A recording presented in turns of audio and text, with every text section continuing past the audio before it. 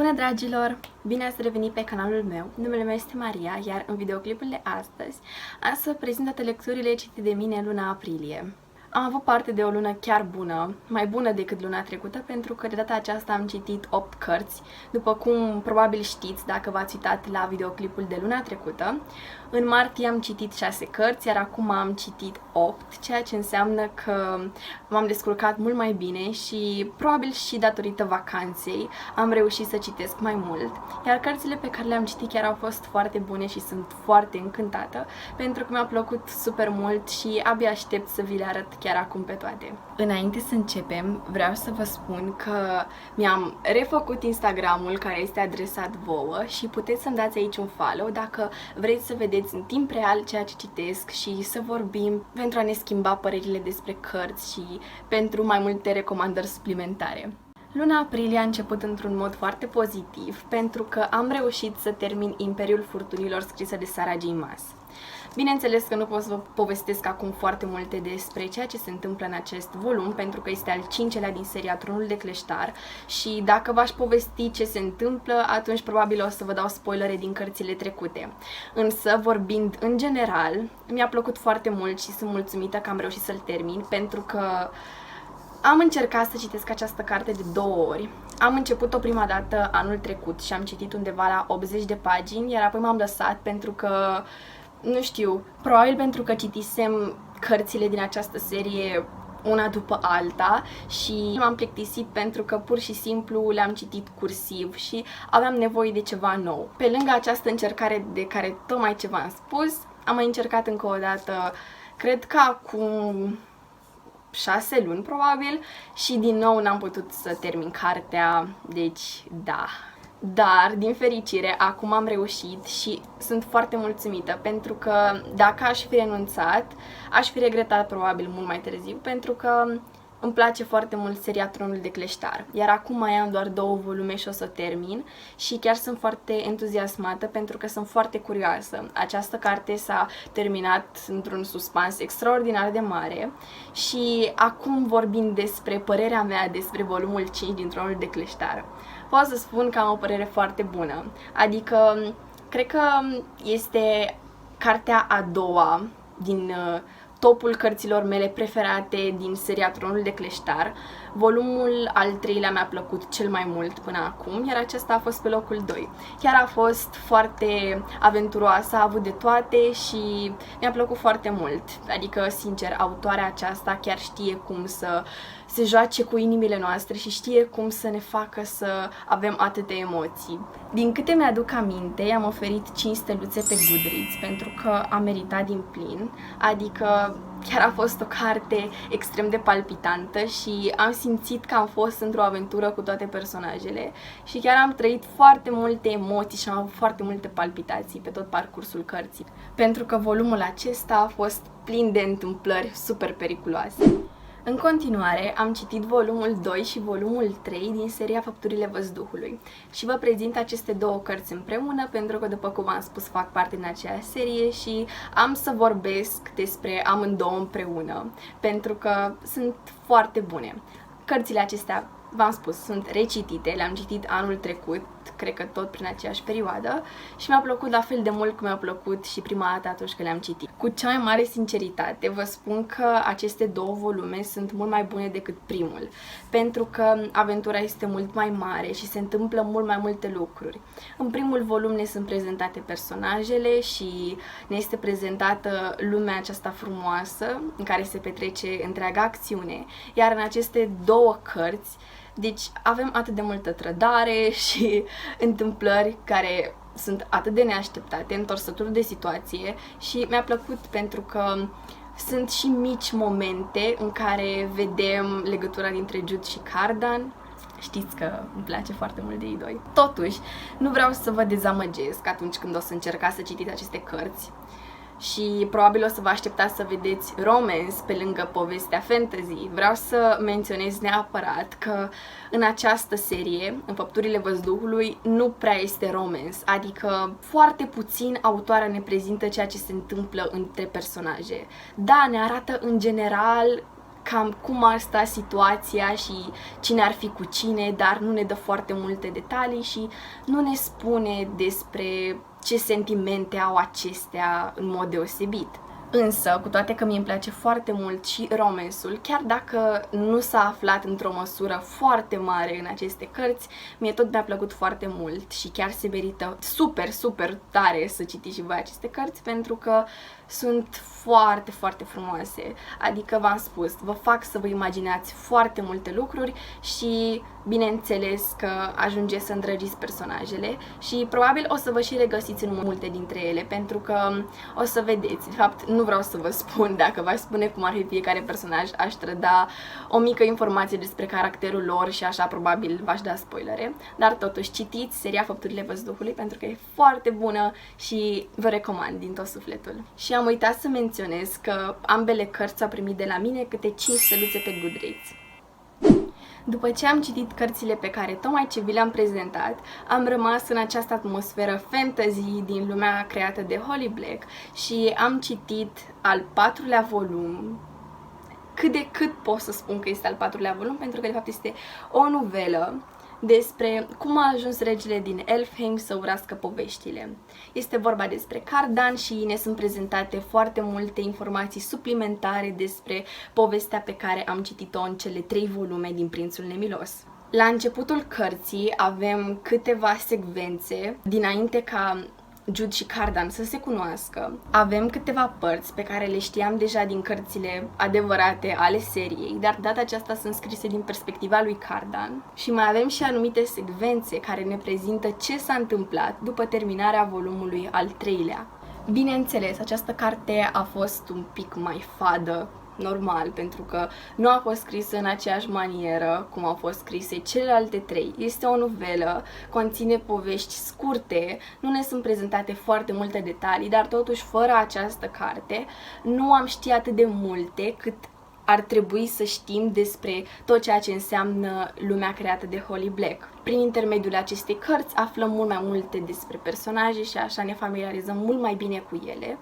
Iar în felul acesta o să ajungeți să îl înțelegeți mult mai bine pe Cardan și o să înțelegeți de ce comportamentul lui a fost cum a fost. Și chiar îmi place foarte mult că ilustrațiile se potrivesc super bine cu ceea ce mi-am imaginat eu. Cartea din mâna mea a primit 4 steluțe pe Goodreads pentru că, normal, nu se ridică la nivelul celorlalte, dar nu i-am dat totuși 3 steluțe pentru că este vorba de Holly Black și merită 4 steluțe.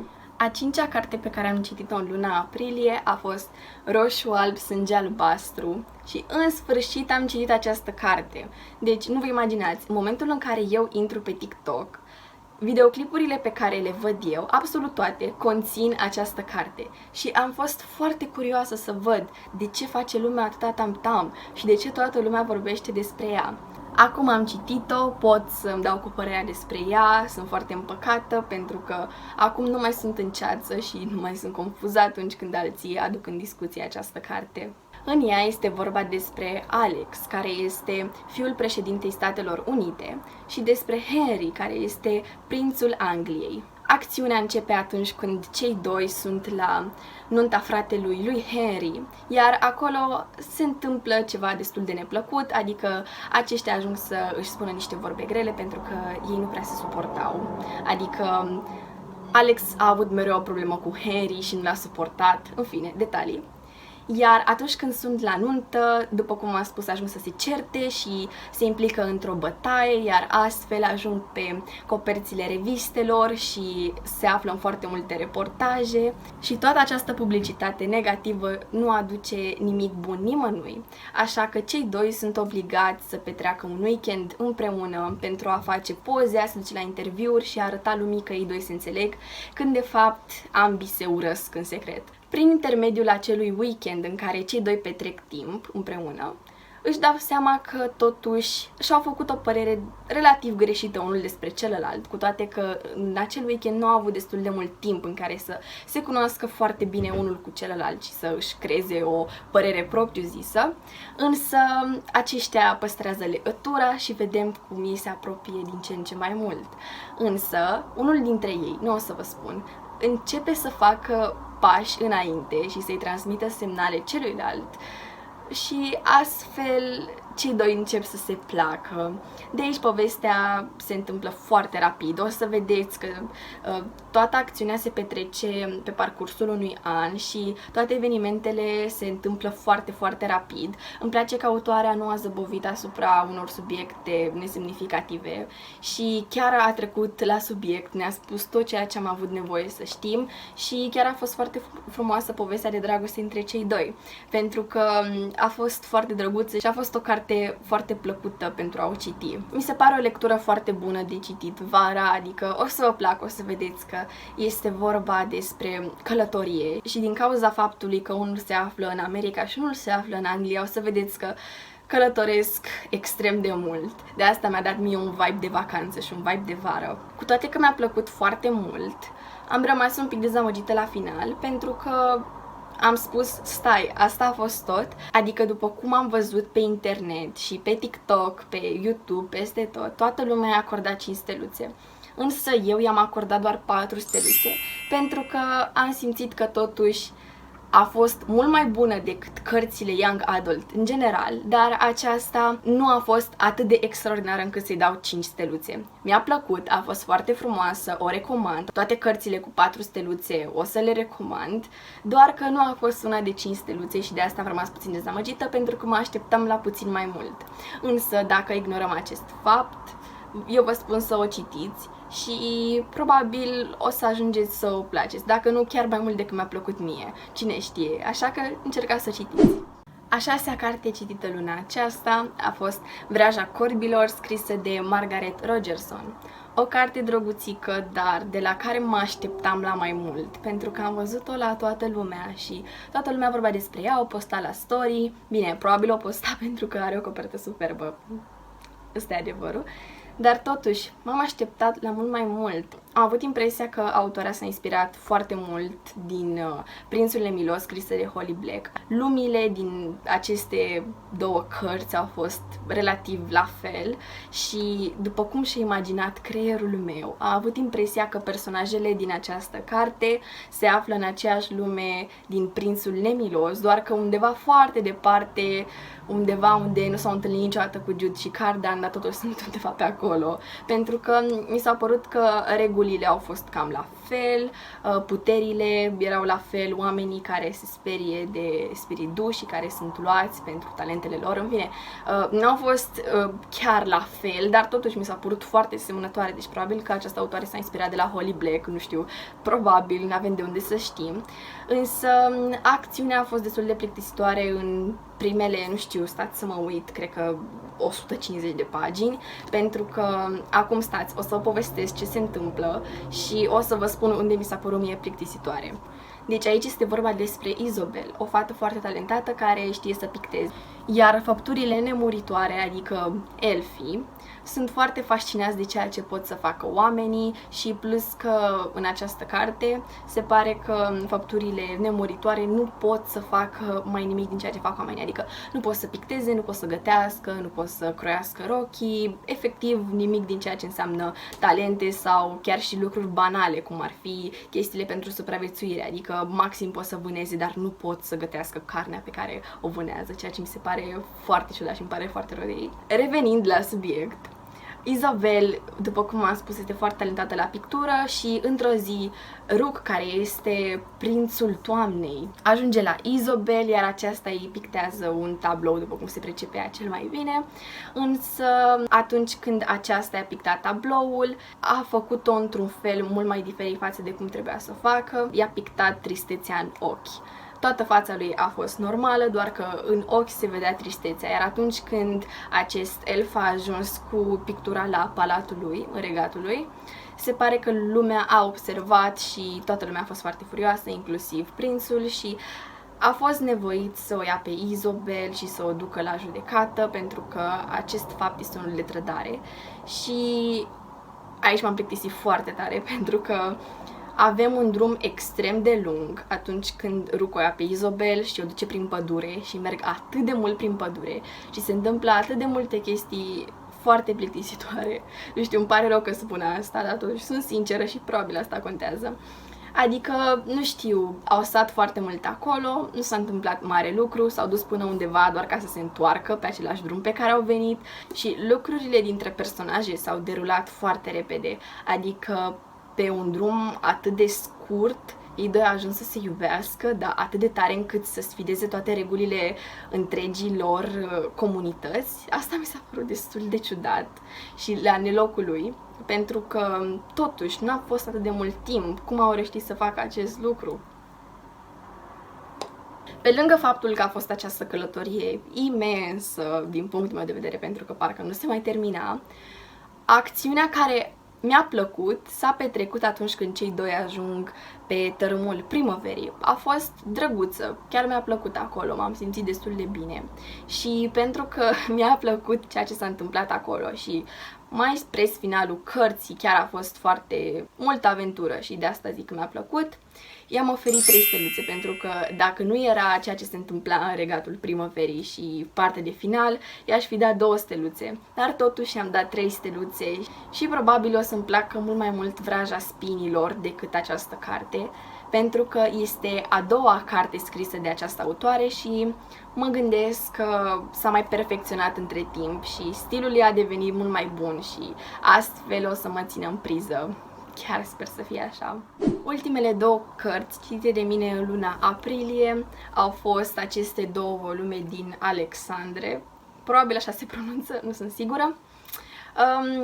Le-am avut de foarte mult timp în bibliotecă, pentru că le-am cumpărat odată cu Malakai, doar că n-am ajuns să le citesc și pe acestea, pentru că Malakai a fost drăguțică. Nu pot să spun că mi-a plăcut într-un mod extraordinar, dar am zis că să nu le mai citesc și pe acestea 2 pentru că nu are rost. Dar pentru că nu știam ce să citesc și eram plictisită, am zis ok, hai să le încep, că poate o fi ceva de capul lor. Și astfel am ajuns să le citesc și chiar au fost mult mai bune decât Malakai, spre surprinderea mea. Mi-a plăcut mult mai mult. Nu pot să spun că au fost extraordinare că m-au dat pe spate, dar totuși chiar au fost foarte distractive și mi-a fost dor să citesc cărți young adult de acest fel. În aceste cărți este vorba despre Alec și Zavia. Aceștia doi trec prin foarte multe lucruri împreună și o să vedem cum se apropie unul de celălalt în foarte mult timp și cu foarte multe complicații, pentru că Alec tocmai ce a pierdut pe cineva drag și comportamentul lui a devenit unul groaznic, iar Zavia vrea să îl ajute pe Alec și din cauza faptului că simte o atracție față de el, vrea să îl ajute să treacă peste moartea persoanei. Nu vreau să spun despre cine e vorba, pentru că v-aș da un spoiler foarte mare. Știu că acest tipar este unul basic de cărți young adult, dar chiar au fost foarte drăguțe. Și primul volum a fost chiar foarte liniștit, dar al doilea a fost, după mine, mult mai bun, pentru că s-au întâmplat mai multe lucruri după ce aceștia doi s-au apropiat și astfel vedem cât de apropiați erau cei doi și ce legătură puternică au avut unul cu altul și mi-a plăcut foarte mult finalul, așa că vă recomand să citiți Alexandra. I-am oferit 4 steluțe pe Goodreads și normal, nu sunt cărți de 5 steluțe, adică, din nou am spus, nu mi-au dat pe spate, dar au fost foarte plăcute și vă recomand să le citiți totuși, pentru că dacă aș citi Malakai, de ce să nu continuați și cu aceste 2 cărți. Cam acestea au fost cărțile pe care le-am citit eu în luna aprilie. Au fost niște cărți chiar foarte drăguțe și mi-au plăcut tare mult și sper totuși ca luna viitoare să pot să citesc chiar mai multe cărți decât am citit acum, pentru că văd că pot. Adică am uitat cum este să citești atât de multe cărți. Mi se părea imposibil. Chiar am avut impresia că nu o să mai pot să mai citesc niciodată atât de mult. Dar se pare că pot. Vă mulțumesc foarte mult pentru vizionare și vă mulțumesc că sunteți aici alături de mine. Noi ne revedem data viitoare, iar până atunci, la revedere!